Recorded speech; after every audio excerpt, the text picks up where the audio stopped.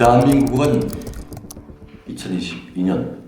3월 10일에 검찰총장이 정치권을 거치지 않고 정치권과 협력해서, 야당과 협력해서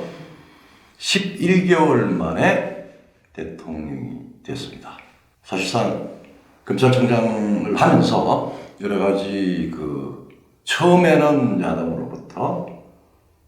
나중에는 집권 세력의 대통령과 법무장관 등등등 해서 집권 세력으로부터 엄청난 견제와 나중에는 탄압을 받으면서 급기야 사표를 내고 정치 선언을 했습니다. 검찰총장 출신 윤석열이 정치를 시작하는 이유가, 대한민국은 부지부식간에 체제가 타락을 했고 사실은 반대한민국 세력의 지도 아래, 지휘 아래 집권까지 한 문재인 정권의 통치 세력이 단순히 자유대한민국의 헌법에 따라서 정상적인, 말하자면 정치 세력이 아니라 이권 카르텔을 맺어서 결과적으로는 국민을 약탈하는, 그리고 대한민국을 해체시키고 헌법 기본마저 마비시키는 그런 세력으로 되었다는 걸 선언을 하고, 국제적으로도 우리가 대한민국의 기적적 번영을 기초를 깔고 한미동맹, 미국과의 결합을 깨고 맹목적으로 중국의 혹은 민족이라고 하는 이유로 북한에 접근하려는 탈미접북 혹은 탈미접중하는 그런 정치적인 의사를 가지고 국가를 경영을 한 것은 더 이상 대한민국의 국민들이, 주권자 국민들이 원하는 바가 아니다. 나는 이 문제를 필시 교정하는 것을 약속을 하고 정치를 하겠다라고 선언했습니다. 그리고 11개월 만에 대통령이 됐는데, 직전에 어느 누구도 예상하지 못하고 기존의 정치권인 오랫동안 이 구조화가 되어서 국민들로부터 외면당했던 그 야당에 들어가서 그 야당과 함께 메시지를 변동을 시키고 조직을 변동을 시키고 하면서 국민들의 관심을 끌고, 국민들이 전 검찰총장 출신 윤석열을 야당의 대통령 후보로 만들어내고 또 지원을 한 것은 사실 문재인 정권이 아주 제도적으로 공정한 경쟁을 제약하고 하는 요소들 가지고 정치 자금이라든지 뭐 등등등 그런 것들을 돌파를 하고 결국은 24만 표라고 하는 신성을 했는데 사실 기적입니다. 기적인데 그 기적을 만들어낸 가장 큰 에너지는 문재인과 운동권 정치가 만든 그 구체적인 실체를 목도를 하고 경험을 하고 국가가 파괴되고 성장이 둔화가 되고 경제가 파탄이 나고 그 다음에 국가의 위상이 추락하는 혹은 국가의 위치가 문명의 국가에서 야만 국가로 향하는 그 현실을 목도했기 때문에 사실은 정의를 담당하는 검찰총장을 이권 카르텔과 국민 약탈 세력을 제압하라고 하는, 정리하라고 하는 국민의 그 가장 기초적인 소망이 반영이 됐고, 그래서 국민이 불러내었고 국민이 선택을 한 정권입니다. 이거는 사실상 피를 흘리지 않았지만 그 혁명적인 변화였습니다. 그래서 기존의 그 탄탄한 운동권 정치로 대한민국을 장악한 세력들이 처음에는 무시하다가 1년이 지난 지금 아마 그들이 집권하면서 혹은 그 전에 운동하면서 만들어졌던 운동권 정치의 기본 구조와 관성이 지금은 해체가 될 위기의식을 가지고 있고 해체되고 있고 또 해체 과정에 있습니다. 즉 윤석열 정부가 시대적 소명으로 위대한 국민의 선택을 반영해서 역사적인 과제를 가지고 있는 것은 30년 동안 한국 사회에 처음에는 전략적인 진지 예컨대 사법부의 판사, 그 다음에 언론의 핵심, 그 다음에 지식계 혹은 교육계, 그리고 노동계. 그러면서 그 세력들의 진지, 그 다음에 이 세속 정치 제도권에서 그 세력들을 일종의 민주화 세력으로 포장해서 세력 교체 혹은 세대 교체라고 하는 명분으로 그 세력들을 흡수를 하는. 그래서 급기야 이제 집권까지 하게 된 쪽에는 국제정치적으로는 미국과 중국의 화해, 협조, 밀월 관계에 의해서 대한민국이 부여받은 역사적인 위치, 역할 이 부분이 사실은 몽롱해졌습니다. 즉 여전히 유일당으로 전체주의 강압 정치를 하고 있는 중국 사회주의와 세계 문명의 선도 역할을 하면서 세계 시장의 자유무역과 그 다음에 주권적 호혜 관계를 가지고 있는 미국의 자본주의가 결합이 하니까 남북한 또 대한민국과 중국의 낮은 그 임금을 투입한 세계 자본의 큰 투자가 이루어지고 하니까 한국도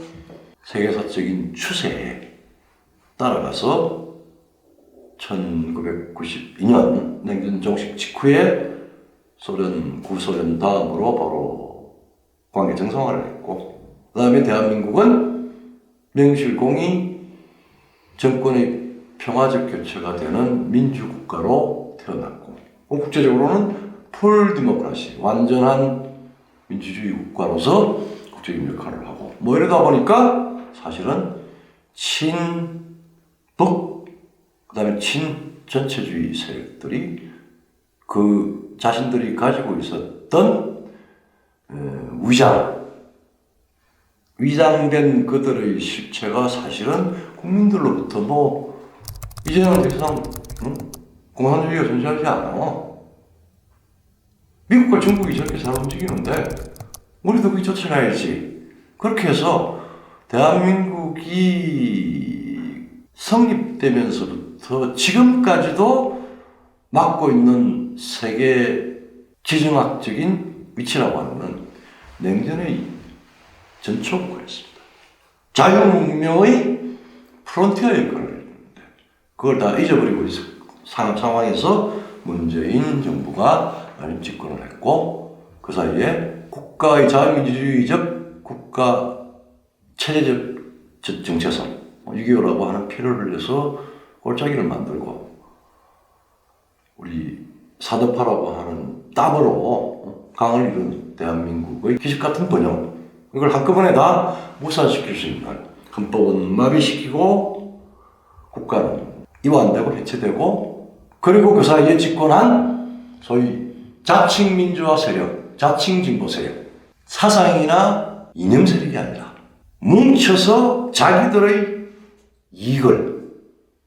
부패적 이익을 취하는 이권 카르텔에 불과하다는 걸 국민들이 다 알았고, 대한민국의 범죄 수사를 담당했던 검찰총장이 그들의 실체를 낱낱이 실존적으로 자각하라고, 국민들의 여론은 저 세력의 집권 연장이나 저 세력의 발호는 대한민국이 망하는 곳으로 간다라고 하는 굉장한 위기의식을 느꼈고, 그래서 범죄자를, 이권 카르텔의 범죄 행각과 체제 타락을 막아달라고 하는 국민들의 여망이 됐고, 그걸 받아서 이제 집권을 했습니다. 그리고 그 집권을 할 때 또 다른 중요한 국민들의 바람과 요구가 반영된 게 윤석열 후보 자신의 세계인식, 국제정치에 대한 본질의 인식, 그 다음에 대한민국의 지정학적 위치에 대한 자각이 뭐냐면은, 후보 당시에 내가 정치를 해야 될 이유는 대한민국의 부패 집단을 가장 정당한 사법체계로 체제 정화를 하겠다라고 하는 걸 선언하고, 한 3개월 뒤에 중요한 대외 전략, 국가 전략의 기본 기조를 발표를 합니다. 제가 정확히 윤석열 후보가 되기 전에 자연인 정치적 정치 지도자가 되겠다라고 하는 자기의 의지를 국민들한테 보이고 난 이후에 한 3개월 뒤에 정치 지망생으로서의 윤석열 씨가 이 대한민국의 대외 정책 혹은 그 국제 전략, 국가 전략을 할 때 한미동맹을 기본으로 하고 규범과 가치에 입각한 호혜적이고 평등한 주권 원칙을 지키는 문명 국가들과 설린 관계를 맺겠다라는 걸 선언합니다. 그 이야기는 대한민국이 미국과 중국이 화해를 하면서 대한민국에 스며든 친북 친중 정책이 얼마나 큰 국가적인 위기를 만들었는가에 대한 정치 리더가 대한민국의 대통령 혹은 최고 정치 지도자가 되겠다라고 하는 윤석열 씨의 말하자면 세계관 혹은 국가 전략에 대한 정확한 자기 입장을 증명을 하게 됩니다. 이 두 가지가 대한민국은 여전히 전체주의 대륙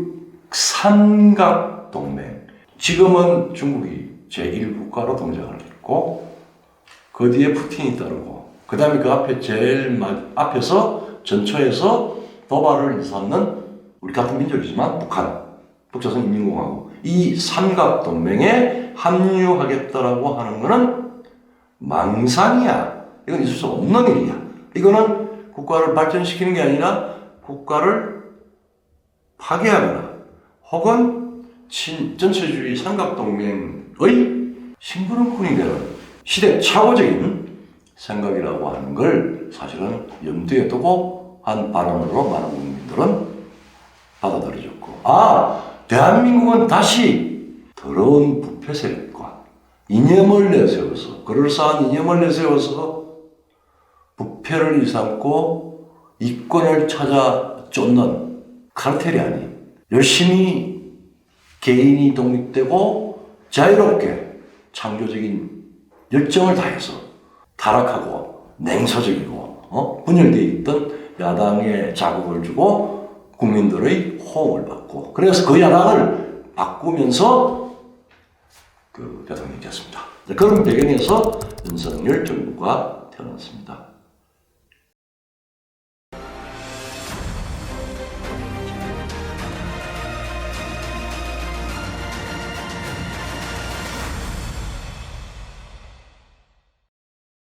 안녕하세요. ASS 연구소입니다. 화면 오른쪽에는 저희 추천 영상이 있습니다. 더 많은 콘텐츠가 궁금하시다면 화면 왼쪽을 눌러 구독해 보시기를 바라겠습니다. 왼쪽 하단에 좋아요와 알림 설정을 해주시면 최신 업데이트를 바로 확인하실 수 있습니다. 항상 저희 아시아 전략연구소에 관심을 가져주셔서 진심으로 감사합니다.